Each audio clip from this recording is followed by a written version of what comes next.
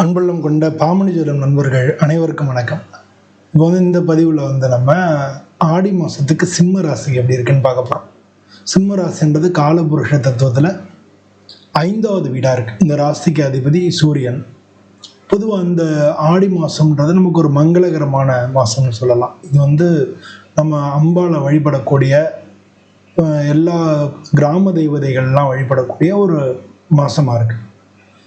இந்த ஆடி மாதம் அப்படிங்கிறதுல தட்சிணாயனம் ஆரம்பிக்கிறது.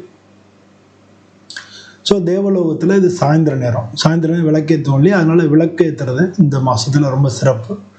அது மட்டும் இல்லாமல் பொதுவாக இந்த ஆடி மாதத்தில் அதனால தான் விளக்கு பூஜை எல்லா கோயில்லையும் நடக்கும். ஸோ இந்த சிம்ம ராசிக்காரங்களுக்கு இந்த மாதத்தில் நம்ம என்ன பார்க்க போகிறோம் அப்படின்னா, இந்த மாதத்தில் அவங்களுக்கு தொழில் எப்படி இருக்குது, வருமானம் எப்படி இருக்குது அப்படின்றத பற்றி பார்க்க போகிறோம். இந்த சிம்ம ராசியில் 3 விஷயங்களில் சிம்ம ராசிக்காரங்க இந்த மாதத்தில் அவங்க கவனம் செலுத்தணும். என்ன அப்படின்னா, உடல் நலத்தில் அவங்க கவனம் செலுத்தணும். அதுக்கடுத்து செலவினங்களில் அவங்க கவனம் செலுத்தணும். அதுக்கடுத்து மன அமைதி. இதுலேயும் 3 விஷயங்கள்லையும் அவங்க இந்த மாதம் கவனம் செலுத்த வேண்டியதாக இருக்குது. அது மட்டும் இல்லாமல் இந்த மாதத்தை பொறுத்தவரை பழைய பிரச்சனைகள், ஏற்கனவே இருந்த பிரச்சனைகள் எல்லாம் தீரக்கூடிய ஒரு மாதமாகவும் இருக்குது.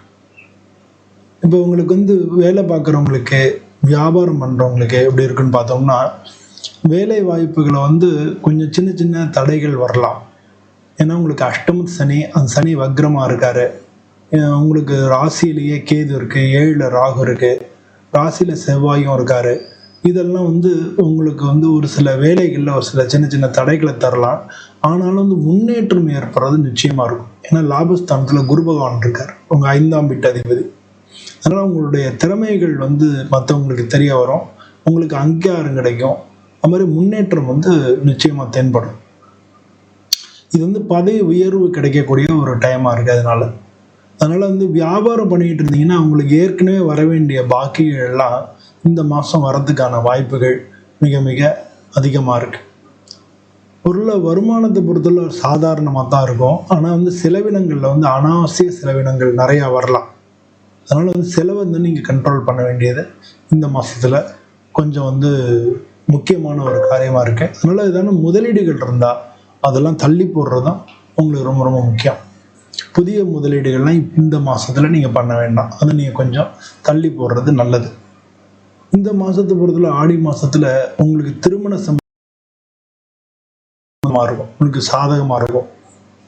அது மாதிரி வீட்லேயும் கல்யாணம் யோகம் உங்கள் ஜாதகத்தில் வந்துடுது அப்படின்னா தைரியமாக நீங்கள் அதுக்கான நடவடிக்கைகளில் ஈடுபடலாம். கல்யாணம் சொல்லுவாங்க இல்லையா, அதை நம்ம குறைச்சிக்கிறது நல்லது.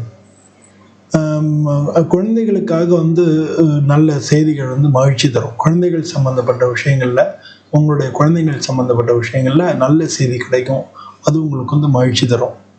நீங்கள் ஏதான பிரயாணம் வெளியில் பயணங்களுக்கு ஏற்பாடு பண்ணியிருந்தீங்கன்னா அது கொஞ்சம் தாமதமாகலாம், பயணங்களில் தாமதம் ஏற்படும். ஆனால் அதே சமயம் நீங்கள் ஆன்மீக பயணம், கோயிலுக்கு போகிறது, அது மாதிரி ஆன்மீக பயணங்கள் எதுவும் பண்ணுறதா இருந்ததுன்னா அது இந்த மாதம் உங்களுக்கு நன்மையை தரும். அது மாதிரி வண்டி வாகனங்கள், அதில் தொந்தரவுகள் அடிக்கடி வரலாம். வண்டி வாகனத்தில் ரிப்பேர் வரலாம். அது மாதிரி வண்டி வாகனங்களில் தொந்தரவுகள் வர்றதுக்கான வாய்ப்புகள் நிறையா இருக்குது. உடல் நலத்தை பொறுத்தவரை முதல்ல தலைவலி, கழுத்து சம்மந்தமான இந்த இடத்துல வலி, கண் வலி, கண் பிரச்சனைகள், இதெல்லாம் இந்த மாதம் வர்றதுக்கான வாய்ப்புகள் நிறையா இருக்குது. மன அழுத்தங்கள் வரலாம், வேலை பளு கூடலாம். அதனால மன அழுத்தங்கள் வரலாம். இந்த மூல மந்திரங்களை சொல்றது, ஆடியில் அம்மன் கோயில்களில் விளக்கு ஏற்றுறது, இதெல்லாம் இந்த மாதம் உங்களுக்கு மிக மிக நல்ல பலன்களை கொண்டு தரும். இந்த மாதத்தை பொறுத்தளவில் உங்களுக்கு ஜூலை மாதம் 25ஆம் தேதி, ஆகஸ்ட் மாதம் 3ஆம் தேதி, ஆகஸ்ட் மாதம் 13ஆம் தேதி, இதெல்லாம் உங்களுக்கு நன்மையை தரக்கூடிய நாட்களாக இருக்குது.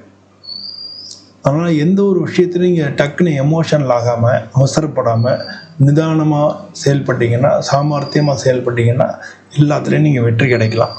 தினமும் காலம்பரை சூரிய நமஸ்காரம் பண்ணுறது ரொம்ப ரொம்ப நல்லது.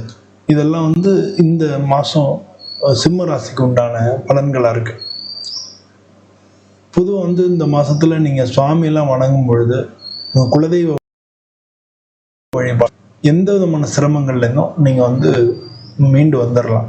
உங்களுக்கு அஷ்டமத்து சனி நடக்கிறது, ஜென்மத்தில் கேது இருக்குது, 7 ராகு இருக்குது, இப்படின்ற விஷயங்களை வச்சுருந்தா கூட இந்த மாதம் உங்களுக்கு ஒரு முன்னேற்றமான மாதமாக இருக்குது அப்படின்னு தான் நம்ம எடுத்துக்கணும்.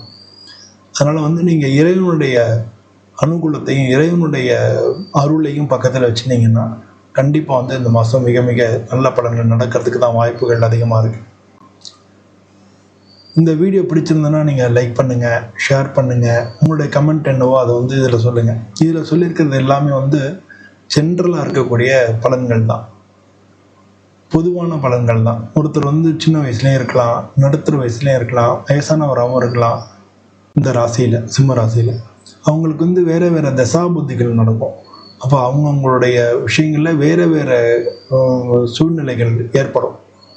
அப்போ அவங்கவுங்களுடைய சொந்த ஜாதகத்தில் என்ன தசாபுத்தி நடக்கிறது அப்படிங்கிறதையும் பார்க்கும்பொழுது இதனுடைய பலன்கள் நடக்கும். இது வந்து ஆக்சுவலாக இந்த பலன்கள்லாம் வந்து கொஞ்சம் கூடவோ குறைச்சோ அவங்களுடைய ஜாதகப்படி அவங்க ஜாதகத்தில் இந்த கிரகங்கள் நல்லா இருந்ததுன்னா இந்த பலன்கள்லாம் அதிகமாக கிடைக்கும். ஜாதகத்தில் இந்த கிரகங்களுடைய பவர் கம்மியாக இருந்ததுன்னா இதில் உள்ள பலன்கள் கம்மியாக கிடைக்கும். இதுதான் வந்து இந்த மாத பலன்களில் நம்ம கிடைக்கக்கூடிய விஷயங்களாக இருக்குது. நீங்கள் வந்து இந்த வீடியோ பிடிச்சிருந்தா லைக் பண்ணுங்கள், நான் முன்னால் சொன்ன மாதிரியே.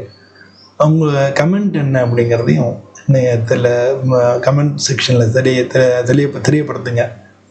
இதே மாதிரி இன்னொரு வீடியோவில் உங்களை மீண்டும் சந்திக்கிறேன். உங்களிடம் விடைபெறுகிறேன். நன்றி, வணக்கம்.